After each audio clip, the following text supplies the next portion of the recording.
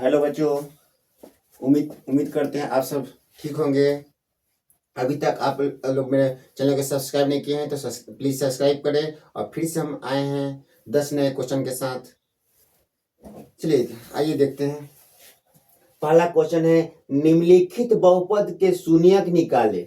निम्नलिखित बहुपद के शून्यक निकाले। पहला क्वेश्चन है कि निम्नलिखित बहुपद के शून्यक निकाले। तो देखिए शून्यक दो तरह से निकाले जाते हैं, एक उसका फैक्टर करके और दूसरा उसको डी के सूत्र पे।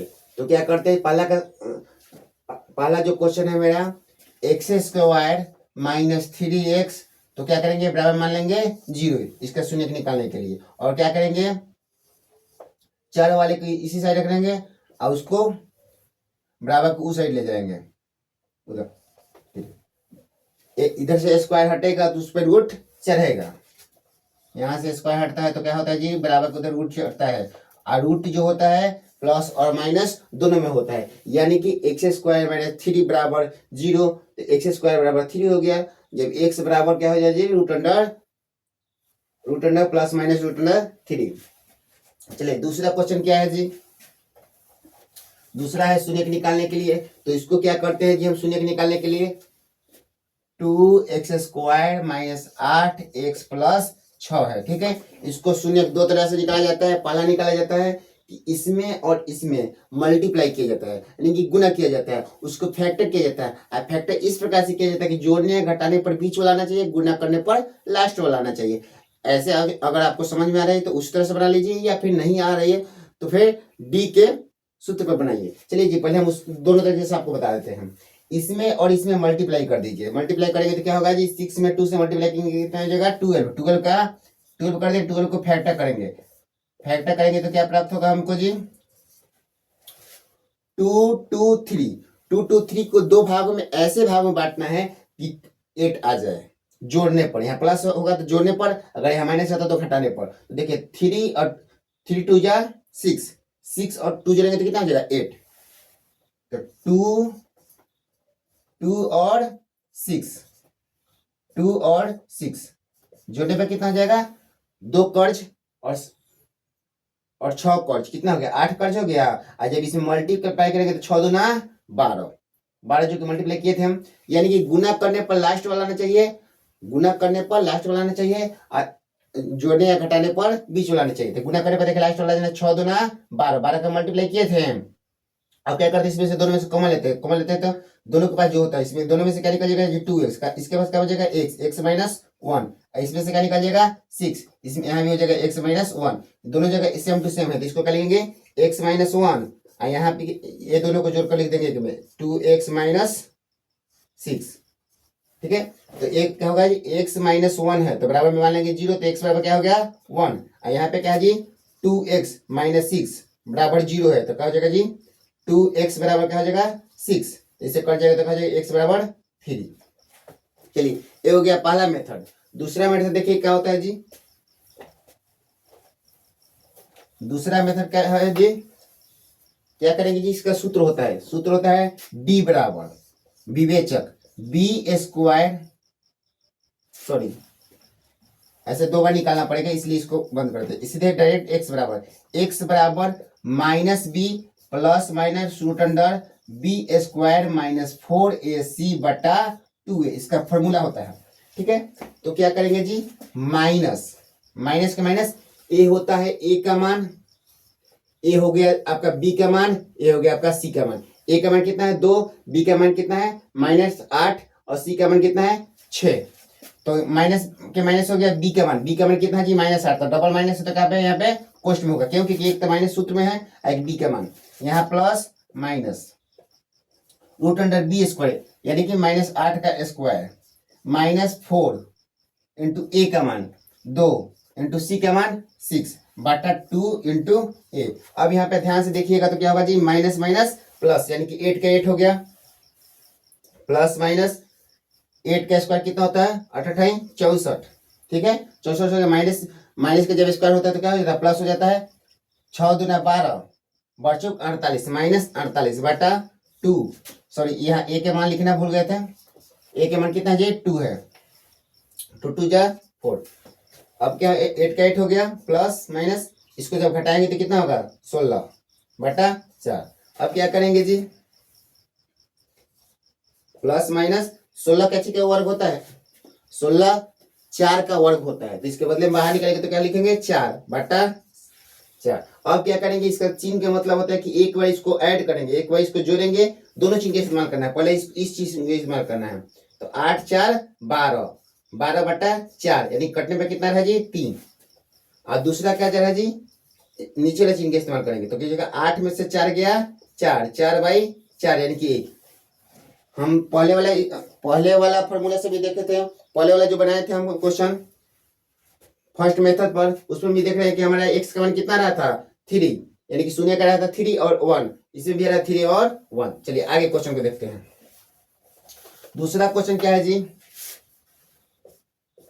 द्विघात बहुपद में शून्य की संख्या, पदों की संख्या, घात की संख्या। देखिए ध्यान रखिएगा, द्विघात बहुपद ये कौन सा घात है जी, ये द्विघात बहुपद है। यहाँ पे क्वेश्चन लिख दे रहा है, ये क्या जी द्विघात बहुपद है, इसमें बड़ा शून्य की संख्या। तो द्विघात बहुपद में शून्य कितना होता है जी 2। द्विघात बहुपद में शून्य कितना होता है जी 2। कौन कौन होता है जी, अल्फा और बीटा, अल्फा और बीटा। यानी कि कोई पूछेगा कि द्विघात समीकरण में शून्य की संख्या कितना होता है जी 2। अगर पूछा जा रहा है कि द्विघात समीकरण में पदों की संख्या कितना हो जाए 3, 1 2 3, पदों की संख्या 3, शून्यकों की संख्या 2 और घातों की संख्या, तो मैक्सिमम घात इसमें कितना है जी 2, घात की संख्या भी 2। द्विघात समीकरण में शून्य की संख्या, द्विघात समीकरण में शून्य की संख्या 2, शून्य होता है अल्फा और बीटा। द्विघात समीकरण में पदों की संख्या 3, 1 2 3।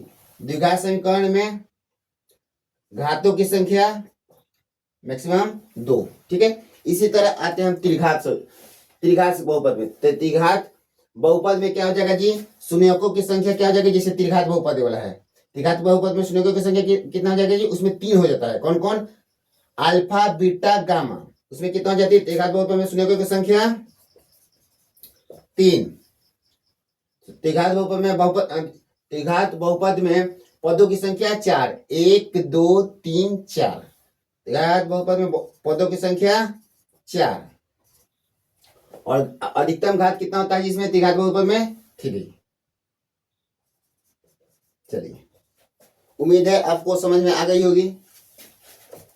चलिए नेक्स्ट क्वेश्चन देखते हैं।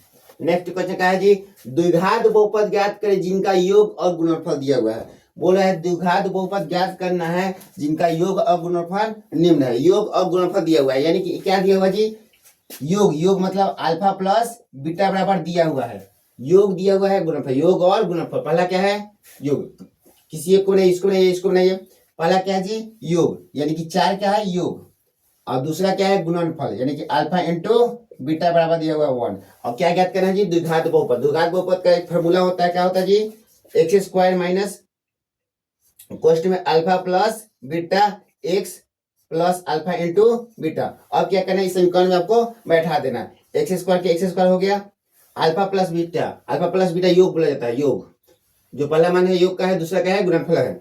तो अल्फा प्लस बीटा का मान कितना है जी 4, तो इसमें 4 हम बैठा दिए। अल्फा इंटू बीटा का मान कितना है जी 1, वहां पे 1 बैठा दिए, गुना कर देंगे, ये हो जाएगा आपका द्विघात बहुपद तैयार हो जाएगा। ठीक है, उम्मीद है आपको समझ में आ गया होगा।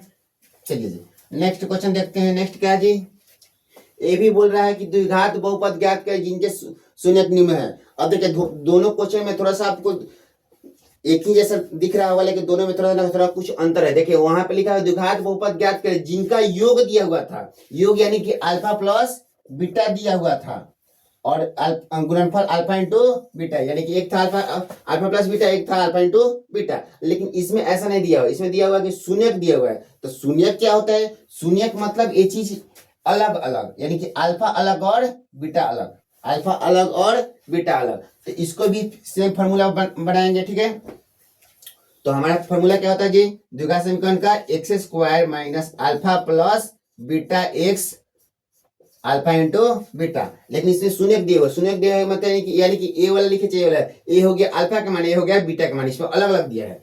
योग बोलेगा तो ए दिया हुआ है, योग का गुणनफल था, यानी कि पहला वाला योग था अल्फा प्लस बीटा का मान, और दूसरा गुणनफल था यानी कि अल्फा इंटू बीटा का मान। लेकिन यहाँ पे क्या बोल रहा है जी, शून्य बोल रहा है। तो शून्य यानी कि क्या होता है जी, अल्फा अलग है बीटा अलग है, ठीक है।